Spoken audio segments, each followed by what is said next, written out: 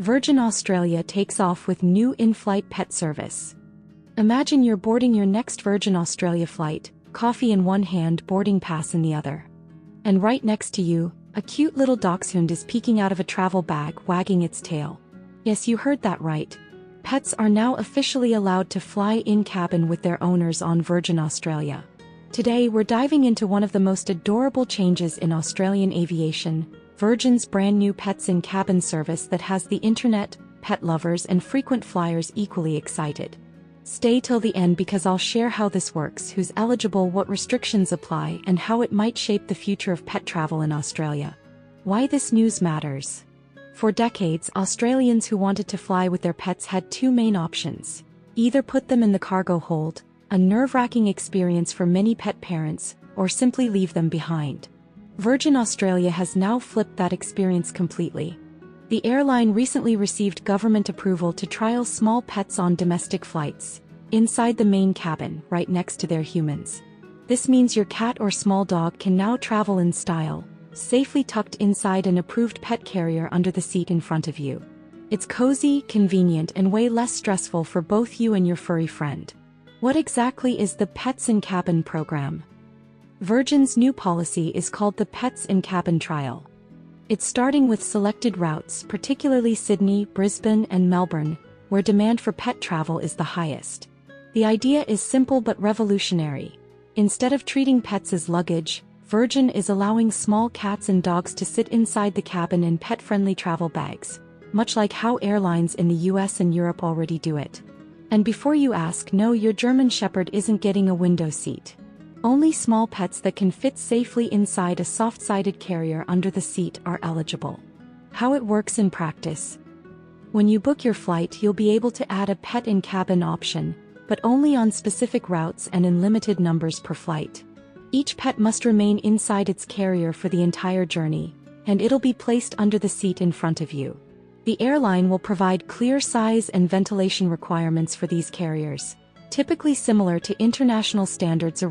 Of course, there will be extra fees. Virgin hasn't released final pricing yet, but early reports suggest it'll be around $100, $150 per pet per flight.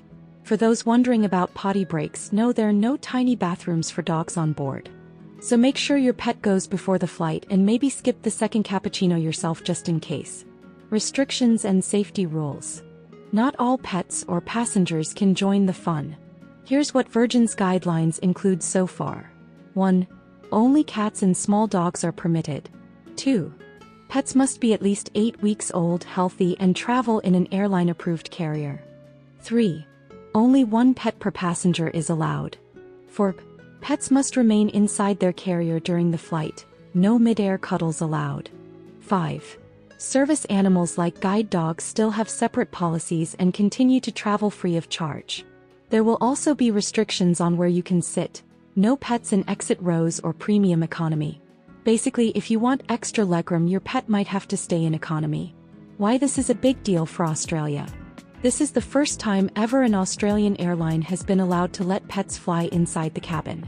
For years, passengers have been requesting this, especially since international airlines like Air Canada, United, and Delta have long allowed in-cabin pet travel.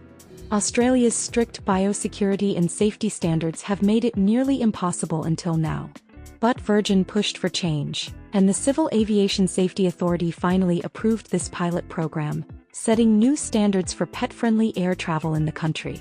So yes, this is history in the making, and if the trial goes well, it could become a permanent service across Australia. What pet owners are saying. Pet lovers are absolutely thrilled. Many Australians treat their pets as family members, and the thought of them flying safely by their side is heartwarming.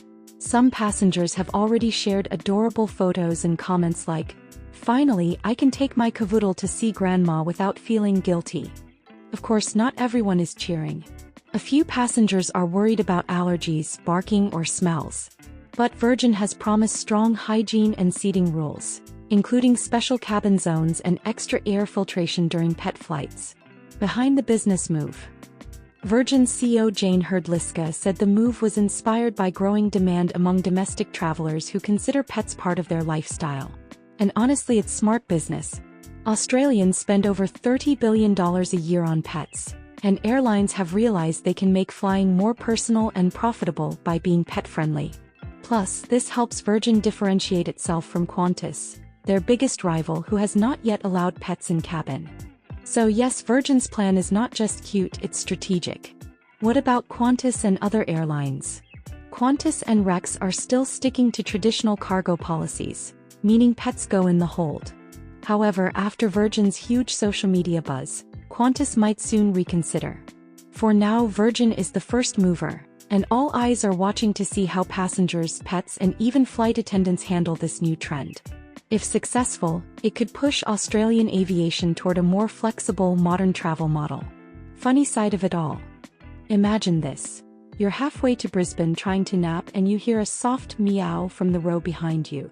Or someone's dog lets out a tiny sneeze during turbulence, instant laughter all around. Let's face it, it's going to be adorable chaos at times. But compared to the crying toddlers, snoring adults, and constant snack cart bumps, a quiet poodle might actually be the most polite passenger on board. The emotional side for people who treat pets like family, this change means the world.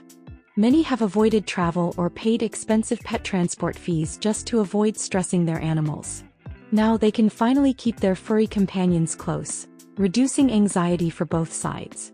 And in a post-COVID world where emotional support and connection matter more than ever, this is a move that feels right at heart.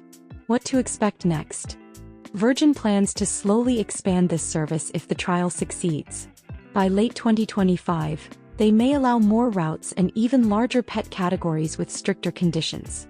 They'll also gather passenger feedback, so if you fly on one of these pet-friendly flights, your review could help shape Australia's aviation future.